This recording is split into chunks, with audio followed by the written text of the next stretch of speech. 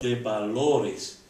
Estamos diciendo cuáles son tus valores, cuáles son el sistema tuyo de valorización.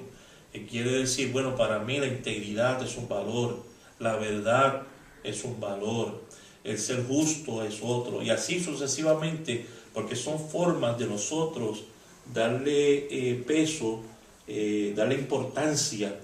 Esa es la palabra que estaba buscando, darle importancia a ciertos aspectos de la vida de uno. Sí, y eso es algo interesante, fundamental. Ahora, cuando pensamos en la concepción de los valores, tiene que ver el país donde tú hayas sido formado o la nación, digamos, o el continente.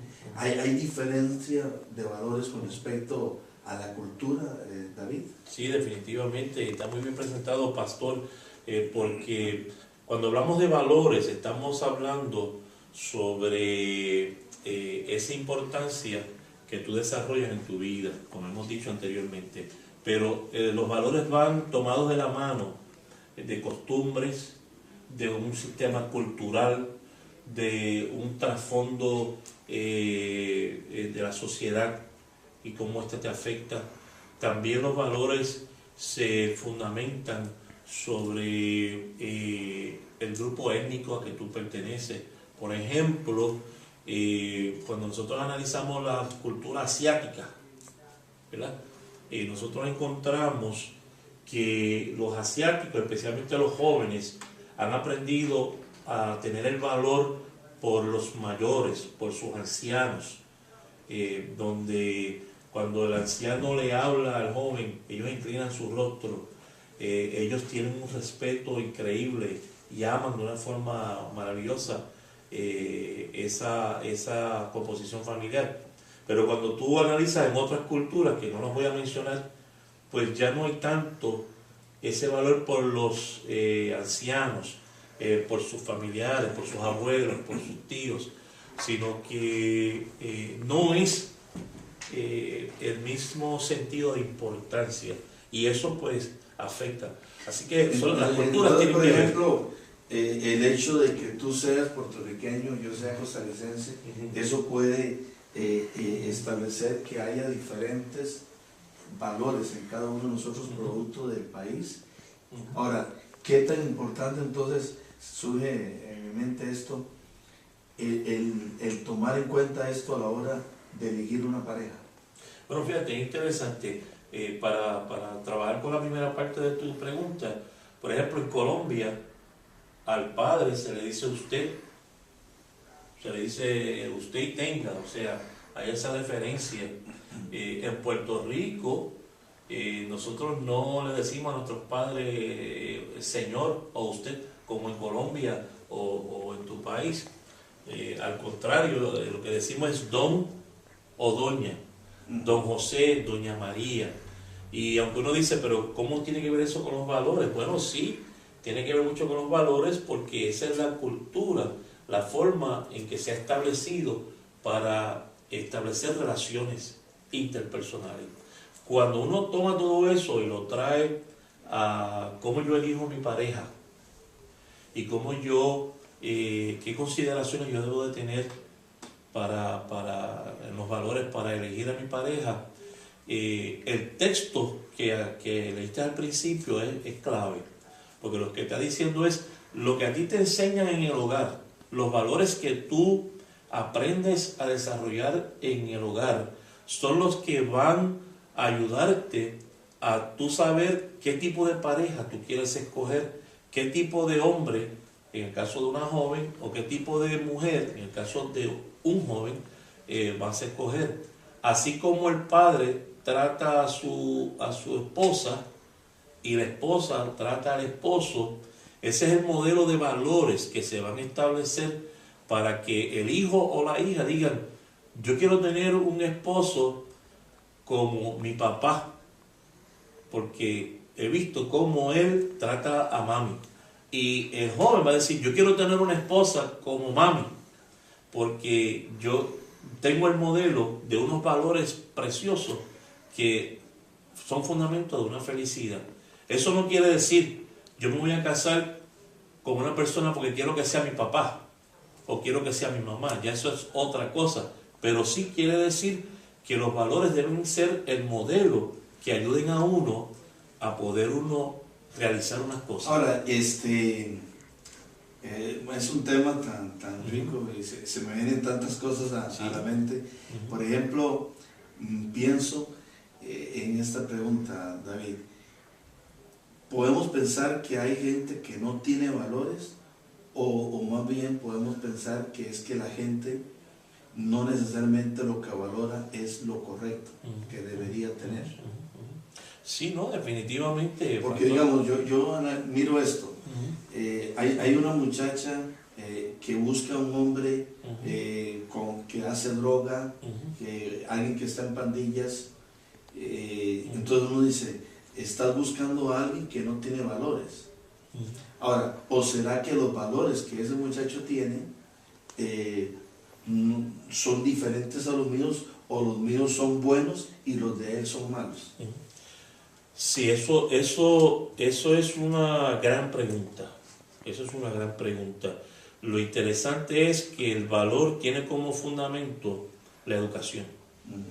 No estamos hablando de una primaria, de una elemental, aunque eso es esencial, pero la educación que se da en el hogar, la educación como fundamento en el hogar, la educación de cómo nos relacionamos como familia, cómo nos comunicamos como familia, la educación en términos de cómo toleramos las diferencias y cómo resolvemos los problemas en casa.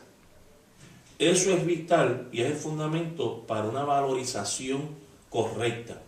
Cuando no existe, pastor, ese fundamento educativo, entonces la persona, usted le está dando la oportunidad a la calle, a la internet, a otras fuentes, ser los maestros educativos de valores a su hijo. El televisor, la programación, lamentablemente no todos ven Vida TV y La Mesa Redonda especialmente, pero hay otros programas que no tienen la integridad que este programa tiene y toda su programación donde se le educa, porque Vida TV y todos los programas que hay en Vida TV, incluyendo Mesa Redonda, y no porque estemos aquí, es otro fundamento que ayuda al elemento de educar en valores. Pero cuando no hay ese fundamento, entonces se opta por un comportamiento negativo. Y a veces para huir de la casa, para huir de ese infierno que hay en el hogar, pues la salida más fácil es, pues me voy con el cholo tal, ¿verdad? Y lo decimos con mucha pena, o me voy con tal o cual persona que a lo mejor no es la más adecuada y no tiene los valores más adecuados que se dan en el hogar. Una pregunta clave, y voy a dejar que me hagas las preguntas correspondientes, pero ¿qué sucede a veces cuando aún habiendo un hogar sano y con un buen fundamento educativo, no obstante los hijos salen de una forma negativa? Bueno, eso es una de las cosas claves, porque es la pregunta que muchos pueden hacerse. ¿Cómo es posible que si nosotros le inculcamos esto a nuestros hijos, o a nuestro hijo, a nuestra hija, entonces decide o unirse a una persona totalmente diferente, con valores totalmente diferentes, o entonces es la disyuntía al que se encuentra el padre de familia? Pero cuando a veces uno llega a escudriñar un poco esto, sucede que a veces la forma en que se le comunicó ese valor al muchacho no fue tal vez la mejor, o tú creías que lo estabas haciendo y al final de cuentas no lo hiciste. Entonces la cosa acá es cuánto estamos nosotros apercibidos de que lo que estamos generándole, la información, la educación que estamos generando, está llegando al corazón de aquella persona. Por eso yo en mis consejerías psicológicas con la familia, siempre nosotros trabajamos con esas variantes.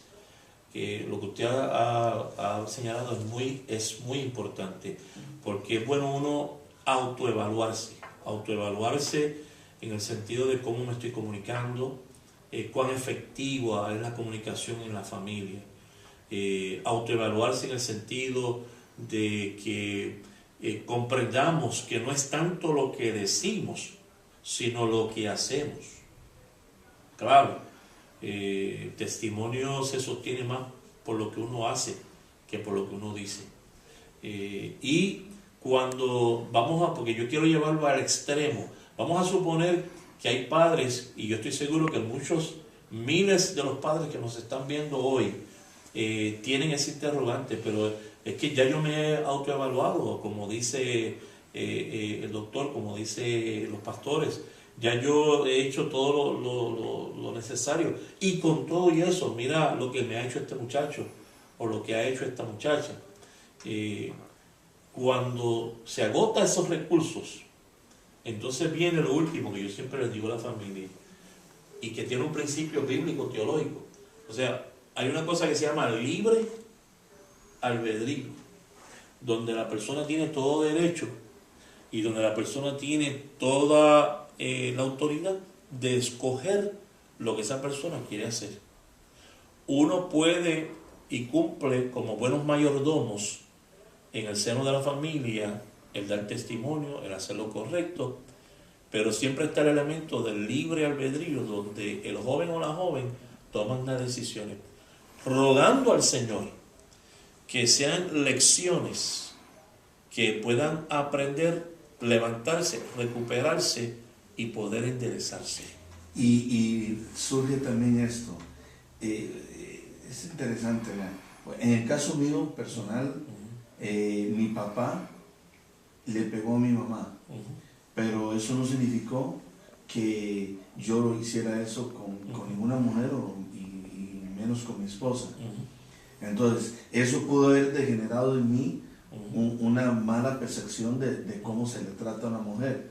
Pero por otro lado, aunque mi papá nunca me dijo que no robara, yo recibí ese mensaje de parte de él de que uno no debe robar.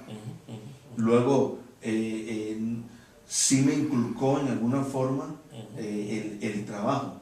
Mi padre, qué sé yo, si eran las 6 de la mañana o 6:30 de la mañana y yo no me había levantado, me pasaba 1 o 2 veces delante de la puerta y me decía: Franklin, levántate. Si de la segunda vez yo no me levantaba, llegaba con un vaso de agua y me lo lanzaba en la cara. Entonces eso me inculcó en mí el hecho de trabajar. Pero entonces